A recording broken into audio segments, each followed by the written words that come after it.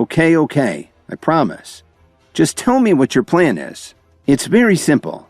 In a little while, you're going to take a bottle of wine and walk over to the third man sitting on the sofa to my left. Follow him and then hit him with the bottle. Remember, you have to be convincing. After that, our plainclothes officer will arrest you and take care of the rest. Sorry about this, dude. As soon as he finished speaking, he knocked the man out cold. Blood was flowing down the man's scalp. Kevin was sitting in a corner of the prison yard, feeling the cool breeze on his head. He looked at the other inmate searching for his target. Finally, Kevin spotted him by the stairs not far away from him. It was Brett Stewart, the member of the Myriads that Officer Emmett had told him about. Just then, a basketball suddenly flew over Kevin and hit Stewart in the head. A big burly man walked over and picked up the ball. Sorry, man. I guess I threw it too hard. I'm fine. Merriweather bounced the basketball on the floor and then threw it into Stewart's face, giving him a bloody nose. Merriweather, are you bullying people again? Who the hell said that?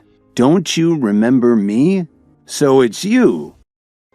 Merriweather completely forgot about his fight with Stewart and rushed at Kevin. Kevin turned his body slightly to dodge Merriweather's fist. I can't believe you want to do this again. In the next second, Merriweather was sent flying 10 feet away, knocking over a few of the prisoners who were watching the spectacle. What are you all waiting for? Kill them! Just as the group was about to attack, a prison guard walked over to them waving his baton. Kevin raised his eyebrows when he saw the guard. He had a very confident attitude and the inmate seemed to respect his authority. That night, Kevin was lying in bed trying to get some sleep after a very long day when he suddenly opened his eyes. He sat up and saw Merriweather walking towards Stewart with a few of his men.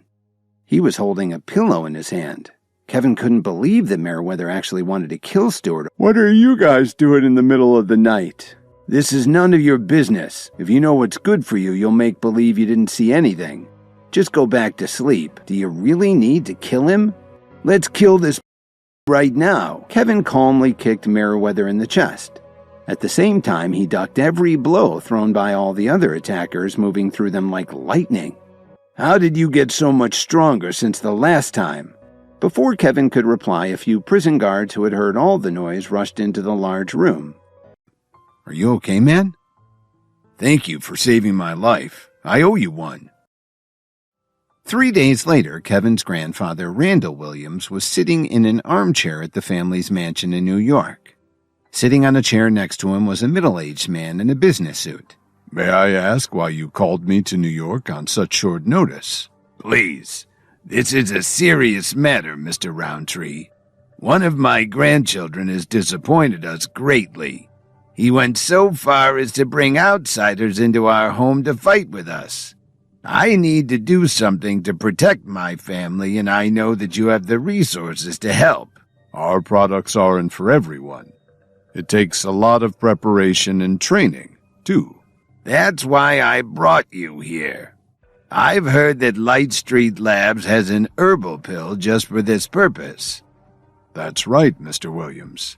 The effect of our new blend is quite unique. It can quickly give a jump start to someone who wants to develop their energy and focus, especially when they're in a situation like the one you're facing. Do you happen to have any with you today? My family is willing to pay any price. Mr. Williams, you're taking this too seriously. It's just one little herbal pill. If you bring your family into the Myriads, you'll have all the herbal medicine and resources you need. What are you talking about? The Myriads have a very dangerous reputation in the New Age underground. I've known you for years and would rather work with you and Light Street Labs directly. How could you ask us to join the Myriads? Don't worry, Mr. Williams. I have news for you. 5 years ago, I joined the Myriads, and I'm no longer with Light Street Labs.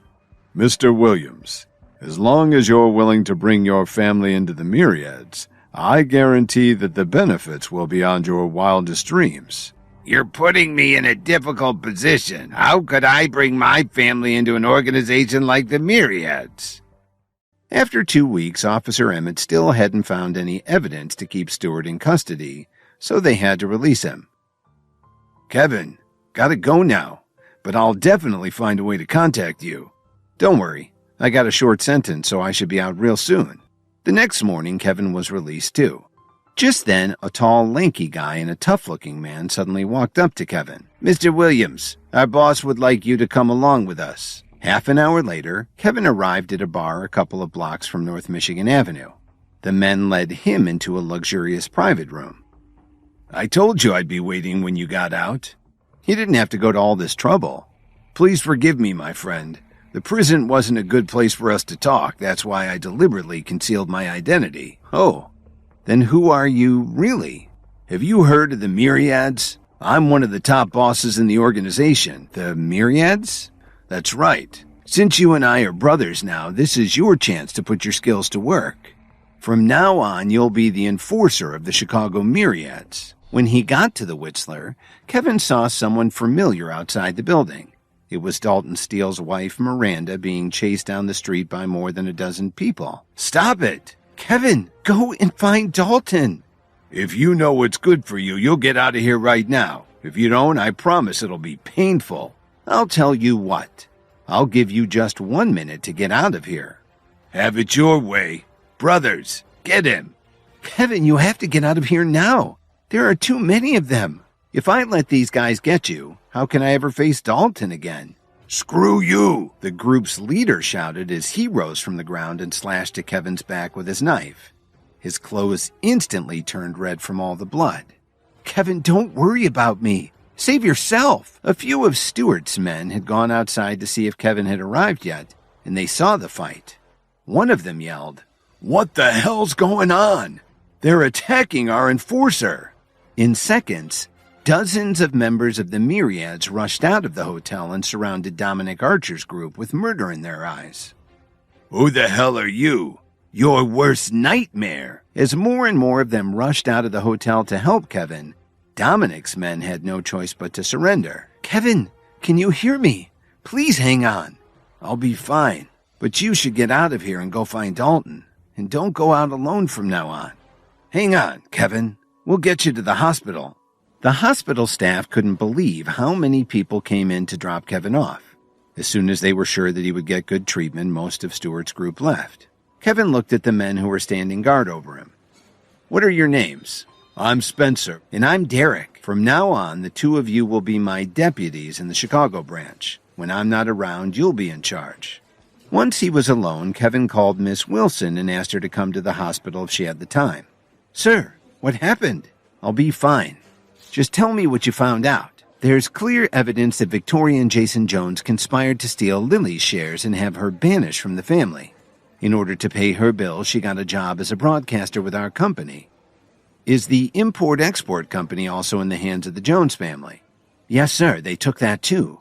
But Mr. Dawn personally took over the company and ran it into the ground, causing the Jones family to lose close to $400 million.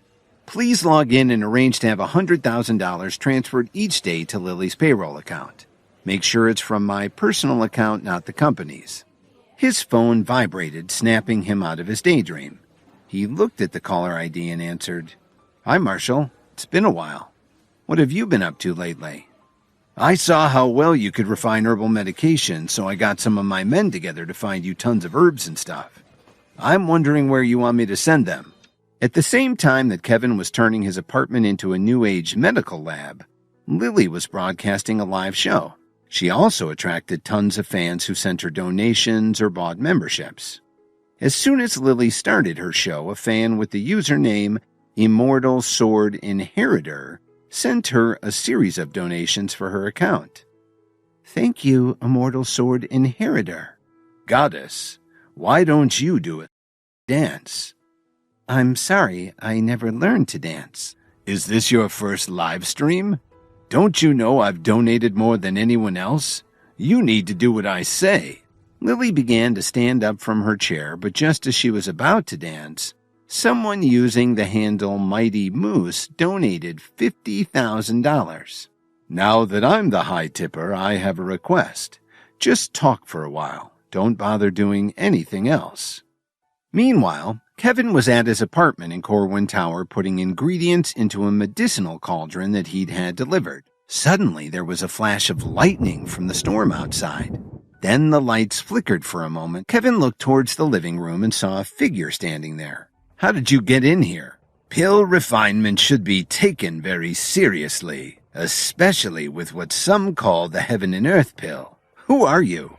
"It's been many years since I've seen an apothecary with as much potential as you. Young man, where did you find the formula for this medicinal pill?" Suddenly, there was another bolt of lightning.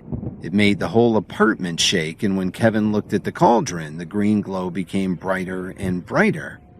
After the steam dissipated and the glow faded, Kevin looked into the cauldron and saw a green pill. The man took it in his hand. "Young man, who is your mentor?" "I don't have a mentor. Please return the pill to me." "Why don't you take me as your mentor?" "Are you kidding? First, you steal my pill, and now you want to be my mentor. Do as I say, and you might survive." Kevin felt faint and sat down on the sofa. Maybe he hadn't recovered from his blood loss yet.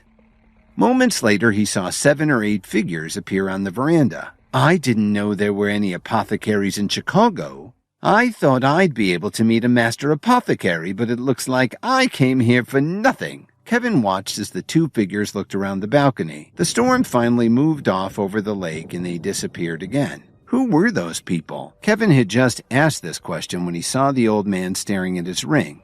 He immediately realized who he was. "You're the Night King from the Alliance?" "I'm glad you know who I am. Will you please be my mentor?" Hi, Kevin here. If you are wondering what happens next, then download the Pocket FM app and listen to the exciting episodes of InstaEmpire now with the link in the description.